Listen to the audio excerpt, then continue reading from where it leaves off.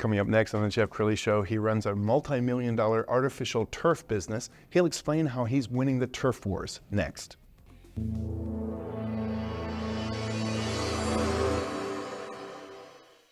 Many are predicting that the worst is yet to come, which is unfortunate, said one person here. Until now, they've enjoyed the reputation of being the nation's icebox. Watched a burglar in his home this morning by webcam. As a journalist of over 25 years, stories are what make my world turn. Reporting live from the Dallas newsroom tonight, Jeff Crilley, Fox 4 News. But in 2008, I took the jump from my familiar life and started a PR firm from my home. We're talking about anyone with a camcorder like the one I'm using becomes a television network. We started slowly growing the company, and we now have over 100 clients, and we've branched into the world of live digital broadcasting. I now own 8 different TV studios and have a huge team, and the stories that I now get to share are sometimes the most important of my life. Life has a funny way of coming around full circle. This is the Jeff Crilley Show. Well, for many years, our little small backyard, it was regular grass, and then my wife convinced us that, you know, we're paying a guy to mow this little section of grass. We could probably have gone with artificial turf and saved thousands of dollars over the years. And so we went with artificial turf a couple years ago, and I'm a big fan. I'm telling you, it is the future, and a guy who knows that very well was really early in the game. 20 years ago, Nick Ogilvie started Luxe Blades, and now it's a multi-million-dollar company with operations in several states. So thanks for coming on the show. Oh, thanks for having me, Jeff. Appreciate it. Well, I want to start at the very beginning. So did you wake up one morning and say, I want to get into the artificial turf business? No, so I was working for BNSF Railway, and what happened was they had laid me off. And so I had to figure out a way to make money. And back in those days, we had magazines. And the magazine was where they had franchises. They listed franchises, and it was either going to be solar or artificial turf. And so I chose the artificial turf route, and it's been great ever since. Absolutely. Okay, do you remember your first job? What was it? I do. So yeah, so it was a yard for a nice couple in the backyard, and they had a pet, and they were tired of the muddy paws, just the nastiness. They wanted something clean, and so that's how Okay, biggest job so far? Biggest job is going to be the golf course I built at River Falls Development outside of Amarillo on the rim of the Palo Duro Canyon.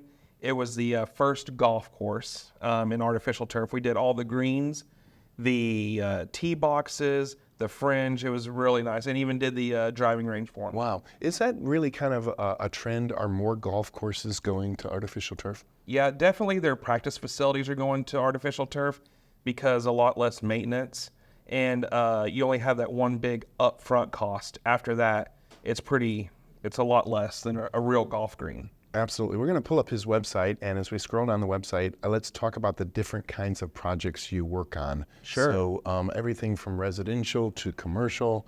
Why don't you talk about some of the jobs that you... Yeah, so I've done everything from little spots to, even the kids zone at the Tampa Bay Buccaneers. The Tampa Bay Buccaneers hired me to do their kid zones for more community involvement, and so I did that. I've done all sorts of Mercedes-Benz USA, Hard Rock Hotels, just to name a few. Sure. And but yeah, no job's too big or too small, and I really get a good enjoyment out of doing it because it literally changes people's lives. Yes.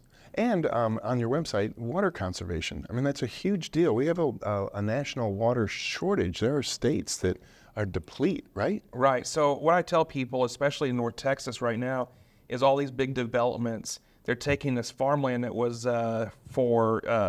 just they didn't have sprinklers on it. Mm-hmm. It was dry land, and so now you're putting these homes on it, and every home has a sprinkler system. Right. And it actually, if you do artificial turf, it conserves about 75% of their water usage. Yes. So it's a huge thing. And it looks good. And turf has come a long way, probably in the last 20 years. It's came a long ways. And so I brought a couple pieces of turf with me, and so they both look great up front. But here's the thing: it's the back that you need to be concerned with. So this black backing is stuff that's been around for a while, And this white one here, it actually drains at over 1,000 inches per hour, acts as a weed fabric, and it's the only turf that's 100% recyclable in the world. And so I'm really trying to get on the cutting edge of this artificial turf.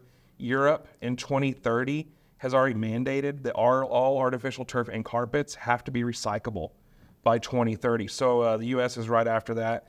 And so I'm trying to stay ahead of the game.